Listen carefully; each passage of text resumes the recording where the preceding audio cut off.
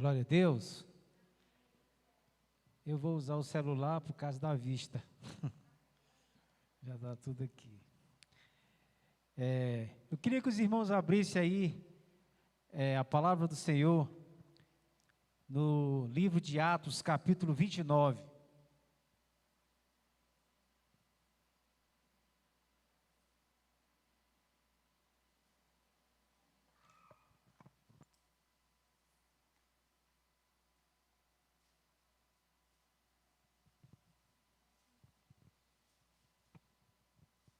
Glória a Deus. Não encontraram, né? É porque não tem mesmo.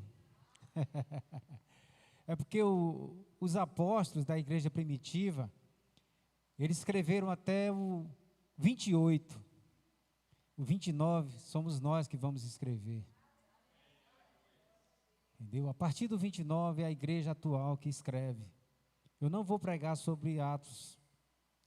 Eu só quis fazer essa pegadinha para a gente ficar esperto. Eu queria que os irmãos abrissem a Bíblia, as respectivas Bíblias, no livro de Mateus, capítulo 5. E deixasse aberta, que a gente vai passear nesse livro. Se o meu irmão Fabiano pudesse dar um gásinho aqui no meu microfone, eu agradeço, porque eu não tenho essa potência de voz da pastora Andréia, não. Tá bom? Então só o retorno aqui, aí, beleza. Glória a Deus, meus queridos. Aqui a gente vai ver Jesus dando uma lição. Foi praticamente o seu primeiro sermão, chamado famoso Sermão da Montanha. E eu vou falar sobre isso porque eu costumo dizer para as pessoas, inclusive na minha casa, para os meus filhos, que hoje a gente estamos vivendo num mundo onde existe uma geração que eu chamo de geração micro-ondas, que é a geração dos imediatistas, querem tudo na hora. A internet está sempre lenta, eles estão sempre a 1000 por hora. Eles têm todo o tempo do mundo, mas só andam apressados. E nós que estamos aos 48 do segundo tempo, às vezes temos mais paciência. E eu costumo dizer, já que vocês não têm coragem, não têm disposição de lerem a Bíblia toda, pelo menos leiam Mateus 5, 6 e 7. Isso umas 3 vezes, pelo menos. E depois leia o Evangelho de João, pelo menos 3 vezes. Nesses textos que eu falei, vocês vão achar caminhos para viverem o resto das vidas de vocês. Se vocês não lerem mais nada, o que vocês vão ler aqui já vai valer. Aqui está a essência da Bíblia, nesses 3 capítulos de Mateus e no livro do Evangelho de João, que revela Jesus de uma forma que só João conseguiu revelar, porque ele foi o último apóstolo a morrer e já escreveu esse livro já quase no ano 90 depois de Cristo. Então ele já tem um requinte de detalhes. Enquanto Mateus fala uma coisa, João dá o nome e dá a situação, ele fala com mais propriedade, com mais profundidade. Depois que vocês lerem o Evangelho de João pelo menos 3 vezes, aí vocês podem ir para Gênesis, porque vocês vão encontrar Jesus lá em Gênesis. Porque se você ler Gênesis, ler todo o Velho Testamento e você não encontrar Jesus lá, pode ler de novo. Porque Jesus está lá desde o Éden. Mas para você encontrar Jesus, você tem que conhecê-lo primeiro.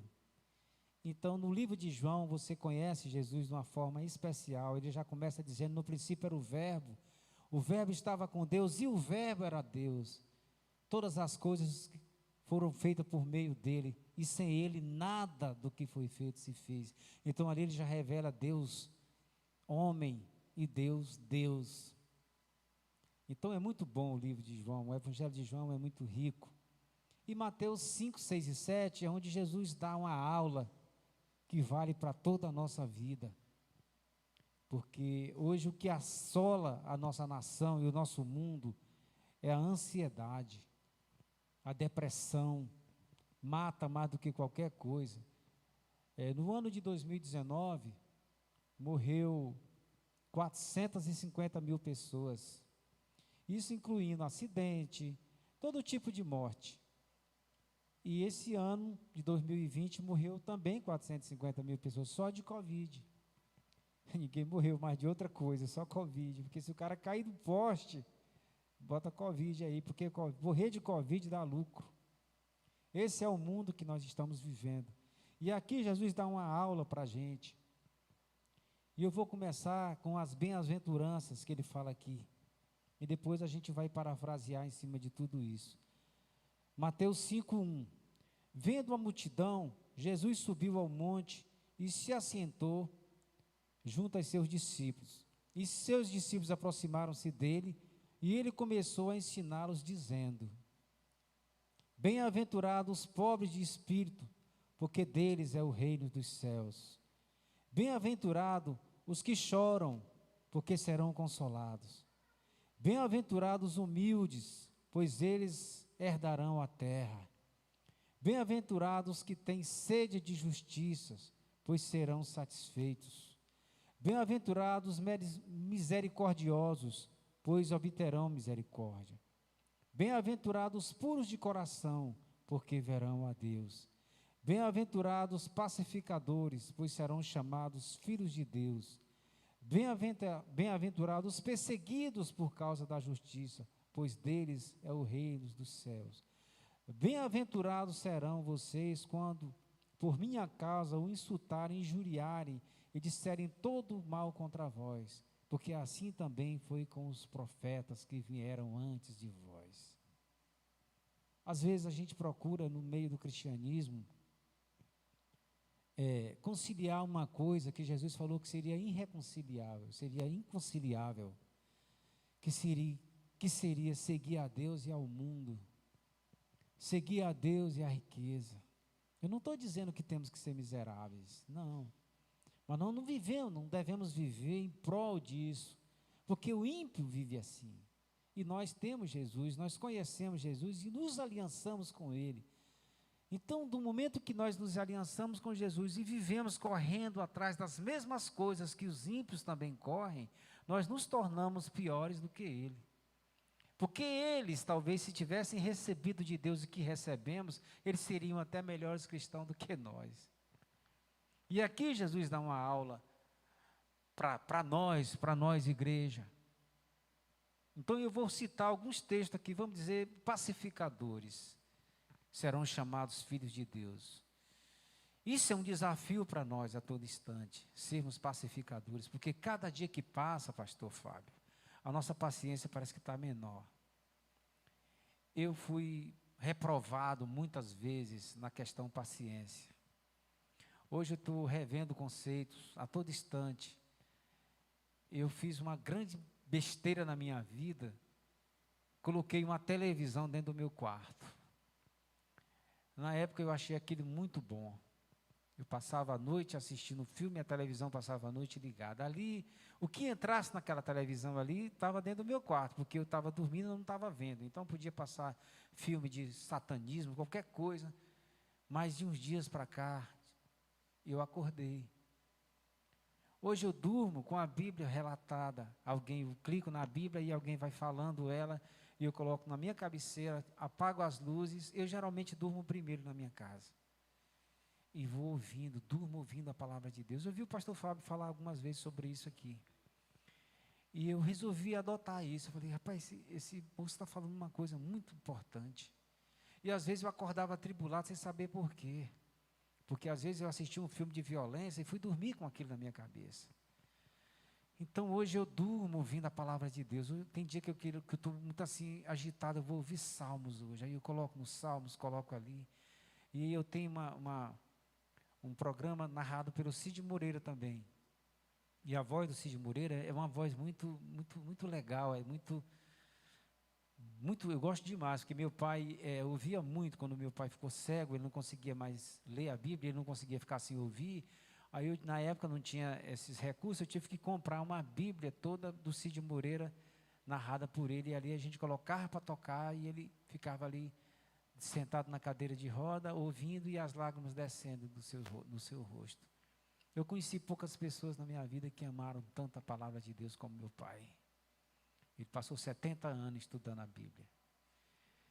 Então, hoje, quando eu acordo, eu já acordo bem. Porque, às vezes, às 4 horas da manhã, minha esposa, quando entra no quarto, ela que desliga o celular, porque eu durmo ouvindo. E ela dorme tarde, que ela acostumou dormir tarde, geralmente eu não vejo quando ela entra no quarto. E eu passo essa receita que o pastor Fábio passou para mim, ele falou de louvores, de ouvir, para todos vocês, façam essas experiências. Depois vocês vão me dizer.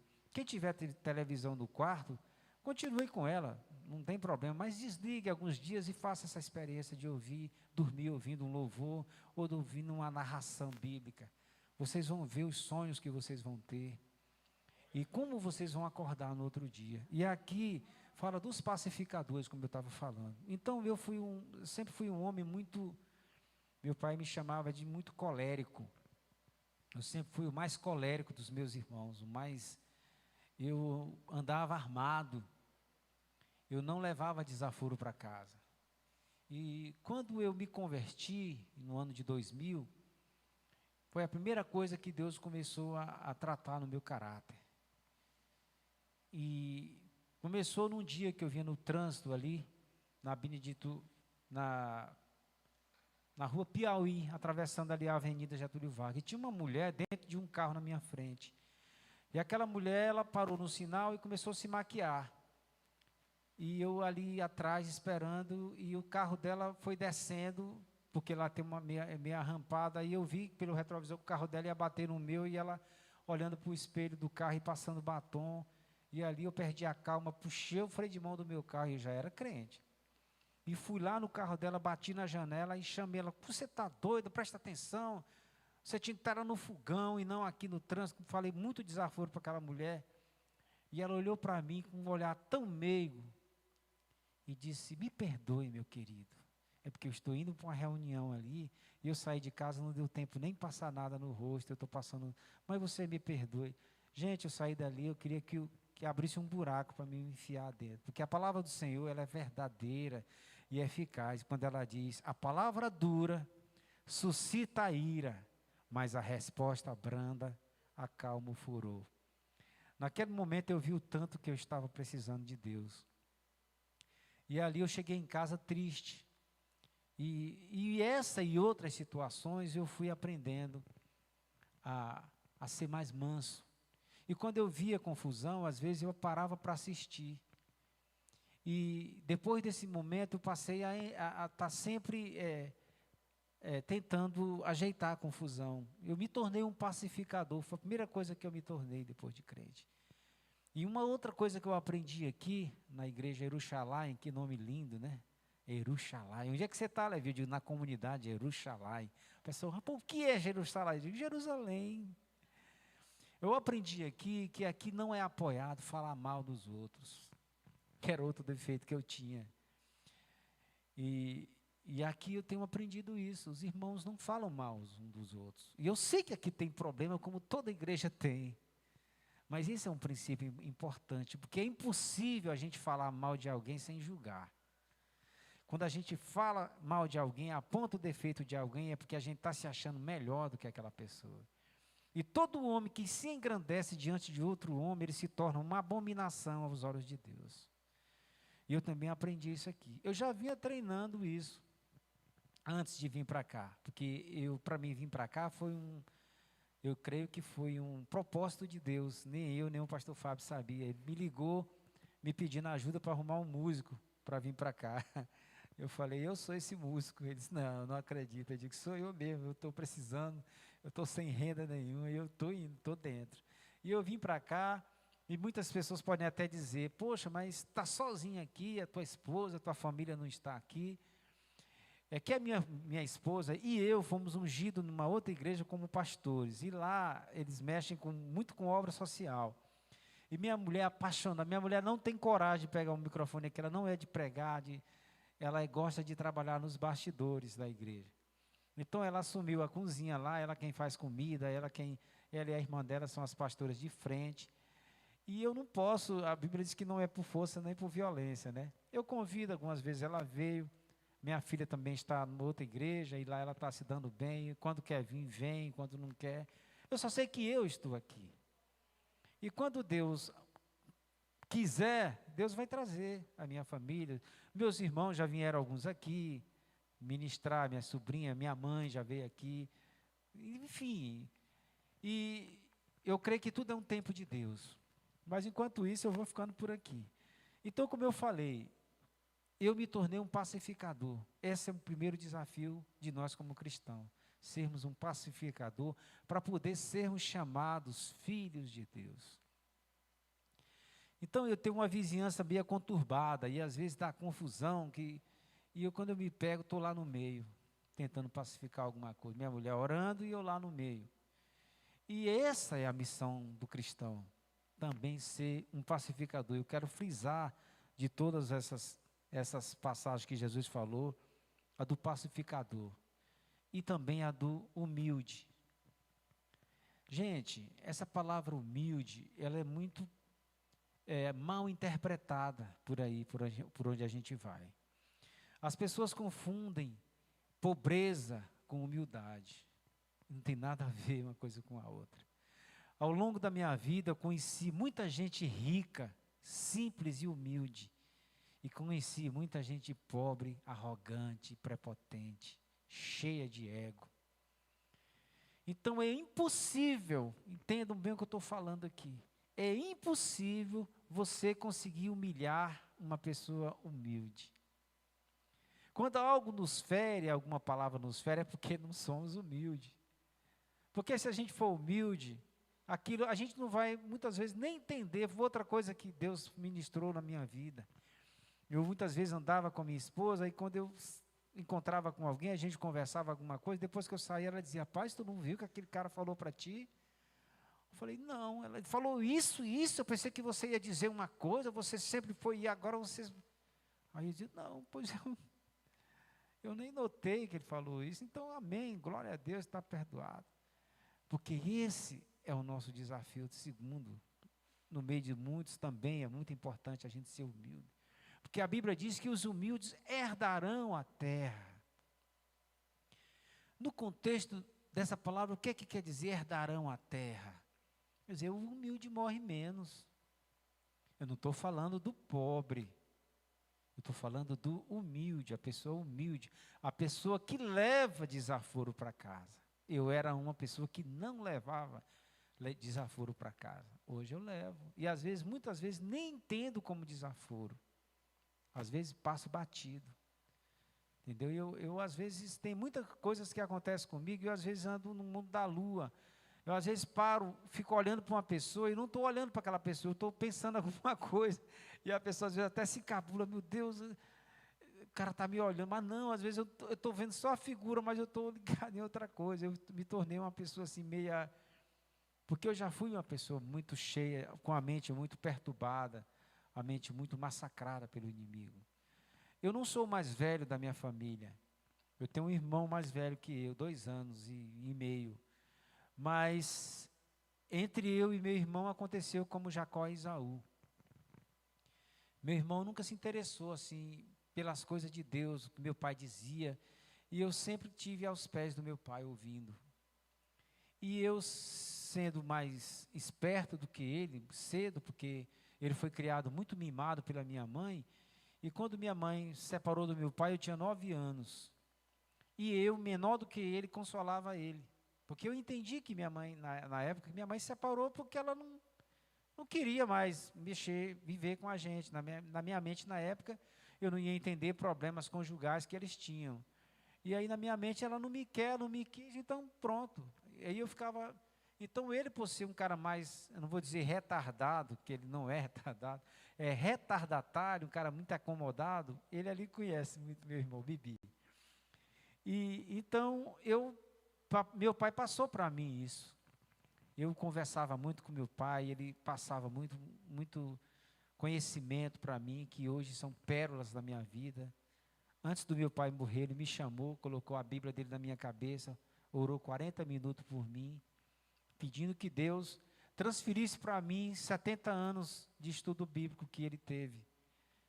E que Deus realizasse através da minha vida tudo que Ele não conseguiu realizar por negligência, por qualquer coisa que fosse. Minha mãe dizia, meu filho, vai cuidar da tua vida, se teu pai já está, não sabe, meu pai estava com Alzheimer, mas tinha hora que ele estava perfeito, vocês sabem que quem tem Alzheimer, tem hora que a mente volta, e nesse momento meu pai estava lúcido, e eu saí dali com a Bíblia dele, que hoje é a minha Bíblia, saí chorando, e passei quase 2 anos só estudando a Bíblia, e chorando, quase fui internado como louco. Eu creio que os 70 anos do meu pai de estudo, eu tirei em 2 anos, porque eu não tinha hora para banhar, nem para dormir, nem para comer, era só lendo a Bíblia e chorando. E saía de casa para fazer a obra, pegava o violão e a Bíblia e ia para o socorrão, fazer a obra onde Deus me mandava. Ganhei muitas almas nesse tempo. Ganhei não, que a gente não ganha ninguém. Se a gente conseguir ganhar da gente, a nossa obra já está bom demais. Mas o Espírito Santo me usou para levar o Evangelho a muita gente. Outro dia até eu contei um testemunho aqui. E teve daqueles testemunhos, teve muitos, posso dizer, dezenas deles. Que Deus, porque a gente, às vezes passa muito tempo pedindo, orando, pedindo dom. Aí Deus pergunta, para que tu quer esse dom? Porque infelizmente muitas pessoas que recebem dom mais do que os outros, às vezes usa para se exaltar, querer ser mais espiritual do que os outros. Mas você quer receber dom, vá para a obra, vá para o campo, que aí você vai receber o que você nem pedir, porque Deus sabe que você vai precisar daquelas ferramentas. A grande comissão foi isso, né, pastor? Ide por todo o mundo, pregar o evangelho no meu nome, expulsarão os demônios. Aí Deus vai falando de todos os dons que nós receberíamos quando fôssemos. Então, a humildade é outra coisa importante. E outra coisa que a gente... 3 coisas que eu queria frisar. Aqui ele diz no 13.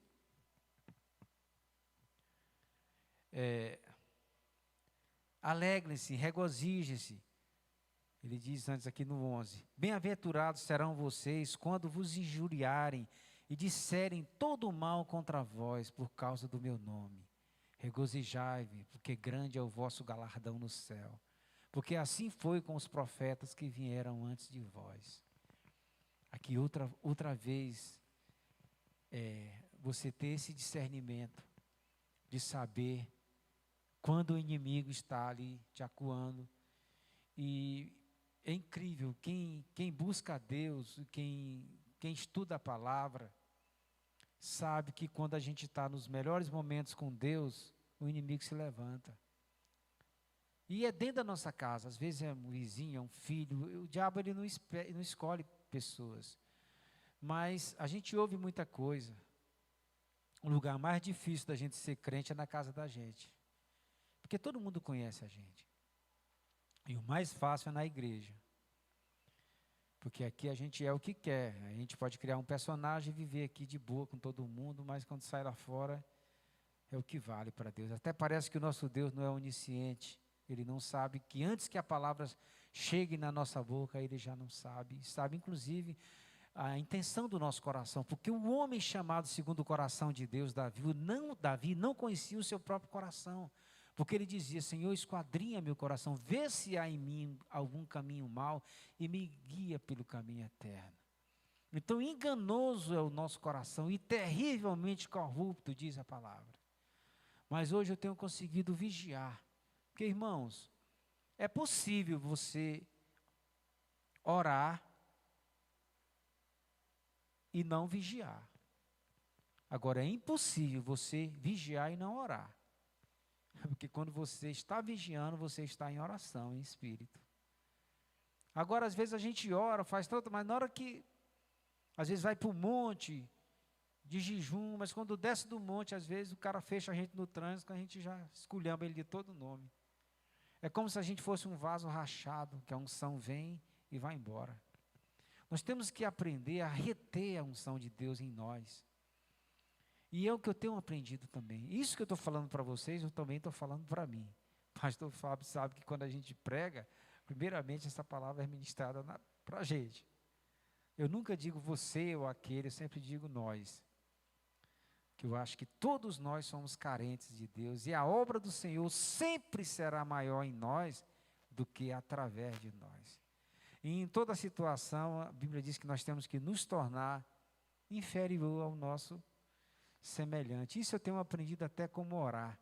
Que às vezes você vai orar no meio de ímpio, e você às vezes mostra aquela oração ortodoxa, cheia de, para impressionar o ímpio. E o ímpio, quando ele vai orar, ele fica com vergonha. Ele diz, não, eu não sei orar não. Então até nisso você tem que vigiar.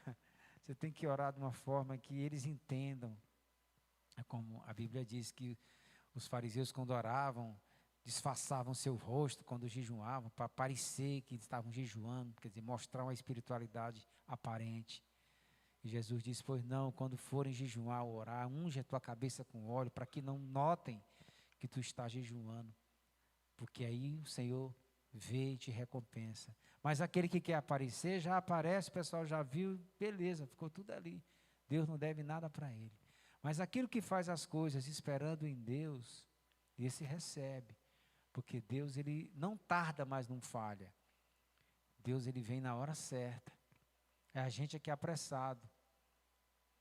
Então, isso aqui é importante. Eu já aguentei já fiz muita besteira também. Novo convertido, quando eu me converti no ano de 2000, tive muitos atritos com outros irmãos. Quando eu comecei a ler a palavra, comecei a descobrir coisas. Quando eu vi um irmão pregar alguma coisa fora do contexto, eu já ia para cima, eu queria ser o Espírito Santo. E a Bíblia diz que quem convence o homem do pecado, da justiça e do juízo é o Espírito Santo, não é o homem. O nosso papel encerra quando a gente prega o Evangelho. E se possível, use palavras só, se possível, sem palavras.